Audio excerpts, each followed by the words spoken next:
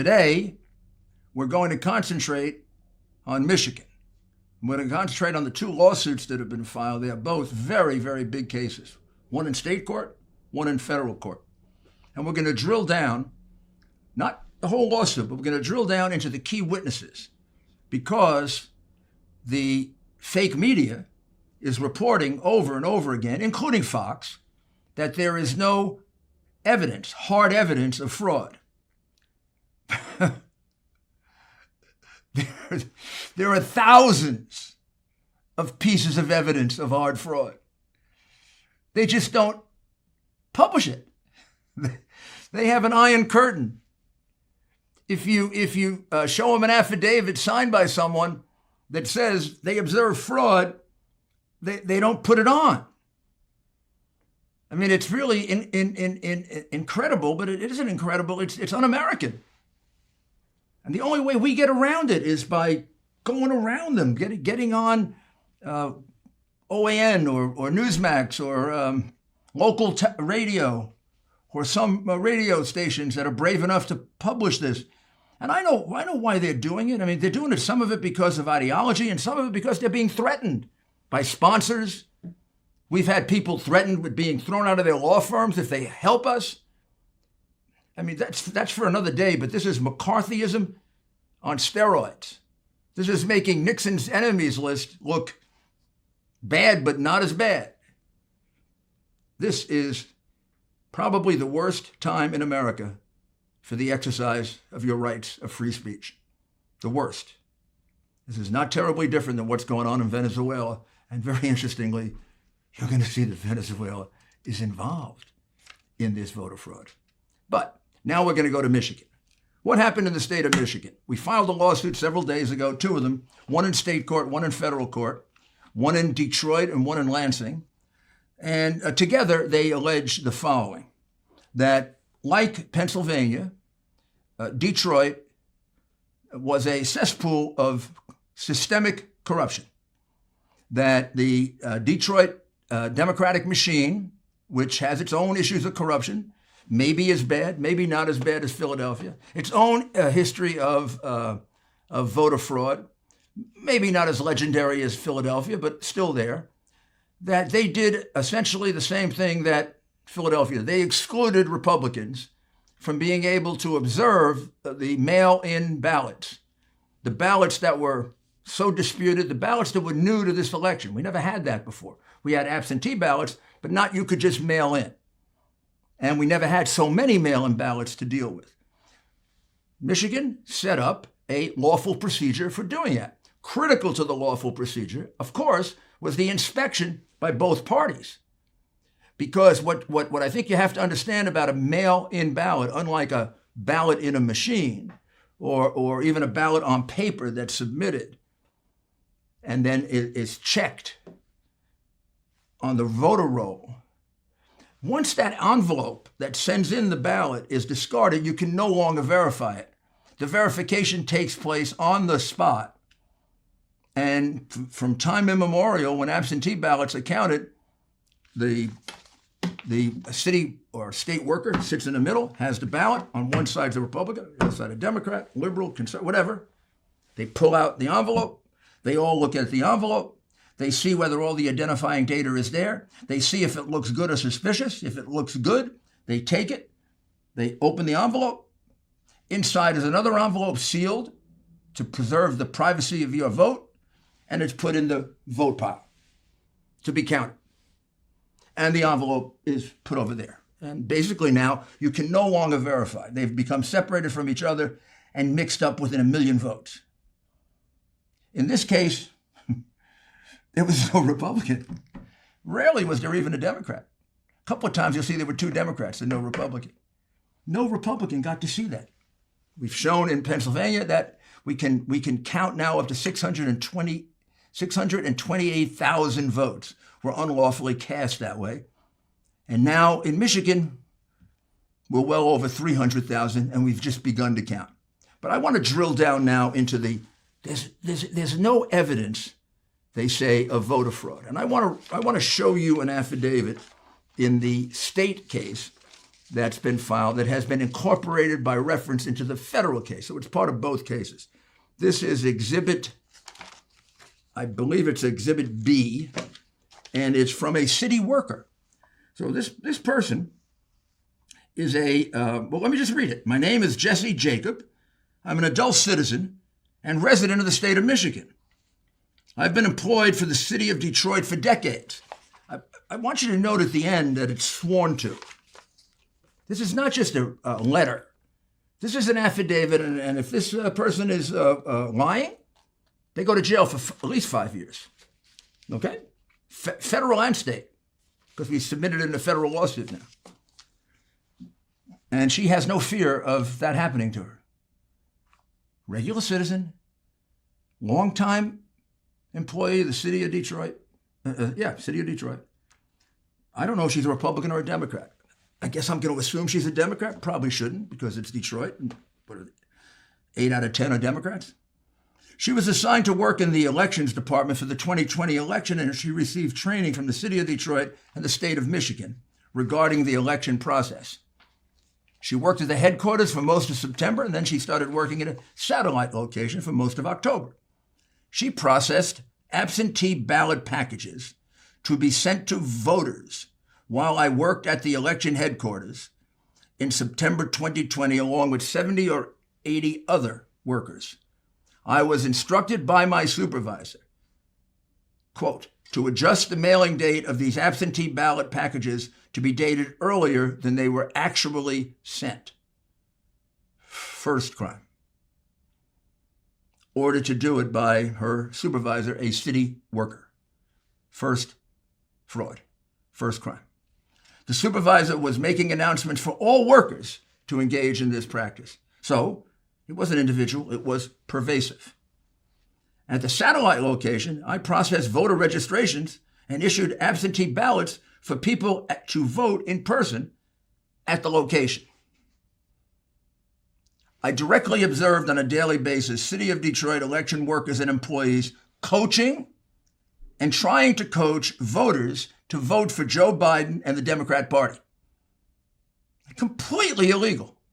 That's me. Editorial aside. She goes to say, I witnessed these workers and employees encouraging voters to do a straight Democrat ticket. I witnessed these election workers and employees going over to the voting booths with voters in order to watch them vote and coach them for whom to vote. During the last 2 weeks, while working at this satellite location, I was specifically instructed by my supervisor not to ask for a driver's license or a photo ID when a person was trying to vote. Gosh, let's not see if they're an illegal alien. Let's not see if they come from New York.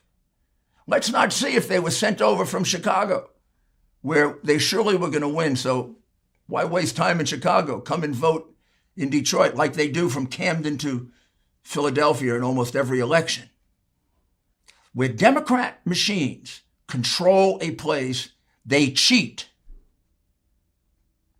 And why wouldn't they? They steal. Why wouldn't they cheat? You don't have to guess at it. She's telling you that. Goes on, paragraph 10. I observed a large number of people who came to the satellite location to vote in person, but they had already applied for an absentee ballot. Gee, that's kind of strange. These people were allowed to vote in person and were not required to return the mailed absentee ballot or sign an affidavit that the voter lost the mailed absentee ballot. Encouraging them to vote twice. This is like, I voted early and often for Joe Biden and Harris because I was instructed to do so by the crooked Democrat Party of Detroit. Whenever I process an absentee voter application or in-person registration, I was instructed to input the person's name, address, and date of birth into the qualified voter file, QVF system. That means if they weren't registered, which means they weren't entitled to vote, she'd clean it all up by getting the vote and then putting the person's name in after the fact.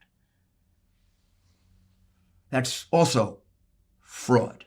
I don't know how many I've counted out. Four different acts of fraud being done by her and 70 to 80 other poll workers. You see how they're lying to you? The QV system can be accessed and edited by any election processor with proper credentials. I worked at the satellite location until the poll was closed, and then completed the entry of all absentee ballots by 8:30. I then reported to the TCF Center, which becomes a center for corruption. It should be called the Voter Corruption Center. On November 4, 2020 at 8:30 a.m., I was instructed not to validate any ballots and not to look for any deficiencies in the ballots. That's what you're supposed to do. You're supposed to look for deficiencies in the ballots. They didn't allow a Republican to look, and they also told the city worker, don't look. Normally, about 10% of the ballots are deficient. And every single one of these ballots that didn't have that inspection became, by virtue of that, under the law of Michigan, an unlawful ballot. One that shouldn't be counted, can't be counted. It's an illegal vote because it hasn't been inspected according to the new law that was passed. Absentee ballots that were received in the mail would have the voter's signature on the envelope. While I was at the TCF Center, I was instructed not to look at any of the signatures on the absentee ballots. And I was instructed not to compare the signature on the absentee ballot. The signature is there for the purpose of verifying. A Republican didn't get a chance to see that. And the city worker was told not to do it. Who cares if the signature is one thing and the signature is another thing, and this person is voting 30 times, keeps coming in 30 times? We wouldn't know. That also is a crime. All absentee ballots that existed were required to be inputted into the system by 9 p.m. on November 3rd. That was required to be done in order to have a final list, et cetera, in order to have enough time to process the ballots. All satellites were instructed to collect the absentee ballots from the drop box once every hour on November 3rd, 2020. End time, 8 p.m., November 3, 2020. By the way, that's an order from Justice Samuel Alito of the United States Supreme Court. Doesn't matter who's Justice Alito. The crooked Democratic Party of Detroit's more important than Judge Alito or the Supreme Court, because on November 4, I was instructed to improperly predate the absentee ballots, to change the receive date, and to make it look that they had been received on or before November 3rd. I was told then to alter the information in the QVF to falsely show that the absentee ballots had been received in time to be valid. I estimate that this was done thousands of times. Then she signs on the penalty of perjury. You're telling me this wasn't pervasive fraud? That there's no evidence of pervasive fraud? I assume now that NBC, CBS, ABC, Twitter, Facebook, Times, Washington Post is aware of this. They'll put it on the front page. Ha! We might as well be in Venezuela or China or the old Soviet Union. Now we get to the second part. Of the affidavits. These are two affidavits. One is from Andrew Cito, a poll challenger, and the other is from Melissa Carone, an employee of Dominion Voting Services. Dominion Voting Services was the company that was selected to count the ballots. Very, very strange selection since they're a foreign company. It's going to turn out to be a very strange selection when you learn all the facts about Dominion Voting Services and who financed it and where the money came from and where these votes went so they could be manipulated. But that's not part of this direct case right now. That'll be another case.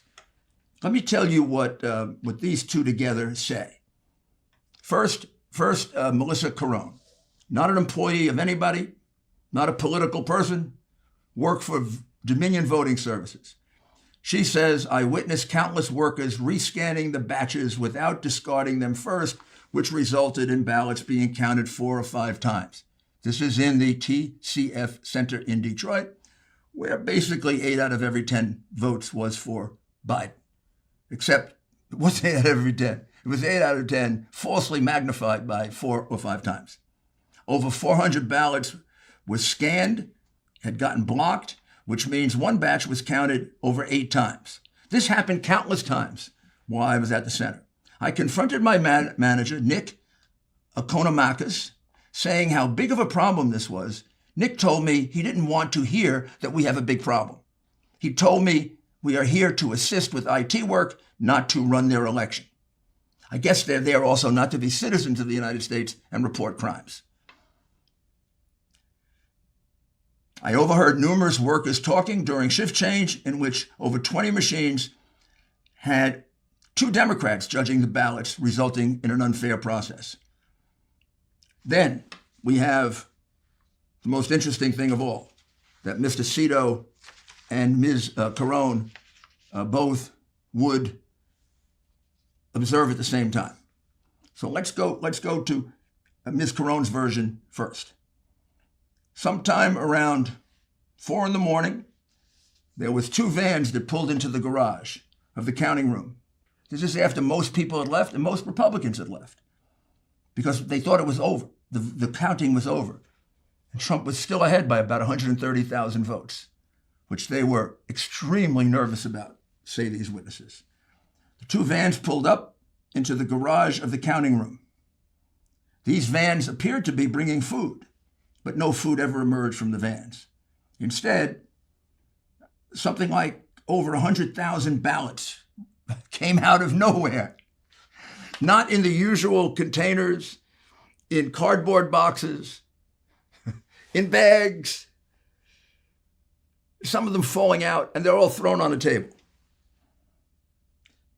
And it was announced that Michigan had discovered over 100,000 more ballots after they had counted all of the mail ballots.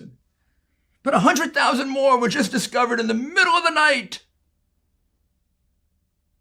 And when a worker, she observed, when a worker couldn't read it, or all they did is just throw it in, they didn't bother to observe it. They were just being thrown in. When there wasn't a name, the worker would sign the name of the person that the ballot belonged to, which is clearly illegal. There was a time I heard Samuel talking to Nick about losing tons of data. Ultimately, she called the FBI and made a report with them, and I was told I will be getting a call back. Needless to say, she didn't get a call back because this was overwhelming evidence of voter fraud by Democrats, not Republicans. Had it been Republicans, 10 FBI agents would have shown up immediately and seized the ballots. You know that. You know there's something seriously wrong with the upper echelon of our FBI. Now, just in case you don't believe her, even though she signed under penalties of perjury, why would a woman do that if it wasn't true? But there it is. And by the way, whether you believe it or not, it's evidence. They're lying to you when they say there's no evidence. This is evidence of systemic, pervasive voter fraud in the city of Detroit at such a level that it changed the numbers and made Biden the winner and not Trump. Because we can count out at least 320,000 votes that were unlawful and illegal, including the 100,000 that came in at 4:30 in the morning. And there are more witnesses to that, by the way. I just gave you the 2 under oath. There are more witnesses to what I told you, that it definitely happened. This is very powerful evidence. Thank you for returning, and let's get back to the evidence that the phony media says doesn't exist. Then we have the support for that from a gentleman by the name of Andrew Cito. Andrew was a poll challenger. He arrived at the TCF Center at 9:30 p.m. on November 3rd. He reported to the counting room, and he had no ability to be able to see any of the ballots being counted, nor would they allow him to see any of the ballots being counted, even though he was a certified poll watcher of the Republican Party. At approximately 4:30 p.m., now, similar to what she said, I thought everyone was going to go home as our shift had ended. There were two men in charge of the counting, one in his 30s and one in his 50s. At approximately 4:30, the man in his 50s got on the microphone and stated that another shipment of absentee ballots would be arriving and would have to be counted. Now, the count was all over. The guy announces, we got a few more ballots coming in. They had finished all the ballots they thought they had. It wasn't a few more ballots. There's 100,000 ballots. A few more ballots that come in at 4:30 in the morning. This is like Al Capone and this is like Al Capone and Prohibition. At approximately 4:30 a.m., sworn under oath by Mr. Cito, at approximately tens of thousands of ballots were brought in and placed on 8 long tables. Unlike the other ballots, these boxes were brought in from the rear of the room. Quite appropriate that they be brought in the back door, right? The same procedure was performed on the ballots that arrived at approximately 4:30 a.m., but I specifically noticed that every ballot I observed was cast for Joe Biden. Oh, wow. Wasn't that amazing? They thought they had finished counting. 100,000 ballots come in out of nowhere, sort of like it's Santa Claus and Christmas, except Santa Claus would never participate in a voter fraud. And they're all for Biden. And they have to make up 130,000 votes. And this is 100,000 votes. While counting these new ballots, I heard counters say at least 5 or 6 times that all 5 or 6 ballots as they were counting through were for Biden. All ballots that I sampled, heard, or observed were for Joe Biden. There was a shift change at 5 a.m. Whatever challenges were left, I decided not to leave and continue to monitor the ballot counting. Upon information and belief, the TCF Center was the only place where absentee ballots were being counted. I filled out 6 or 7 incident reports about what was happening at the TCF Center. Now, he was complaining vociferously about this, to no avail. At approximately 2 p.m., so now he stayed all the way until 2 p.m., on November 4, 2020, election officials covered the windows to the counting room with cardboard to block the view, against the law in Michigan. A little after 2 p.m., I exited the glass-enclosed room to take a break in the lobby area. When I tried to go back into the counting room, security guards refused to allow me back into the monitoring room to carry out my duties as a observer, credentialed observer. Previously, people could come and go freely into the counting room. Sworn to by Mr. Cito. 100,000 ballots at 4:30 in the morning? That's massive voter fraud. When you combine it with the votes that were counted without Republican observers, as the law required, we're talking about approximately 230 to 300,000 ballots that were unlawful, way beyond Biden's phony margin of victory. It sounds like, in fact, this is going to end up with Trump being pretty close to the 300, well, probably half the 300,000 that he had on the night of the election, which actually is what most mathematicians would tell you was the most they could have really reduced it if they did it legally. And the reason they had to rush in those 100,000 ballots, we can now show, is because they panicked. The Democrats didn't expect that he'd run that well. And then I want you to consider one other thing in conclusion.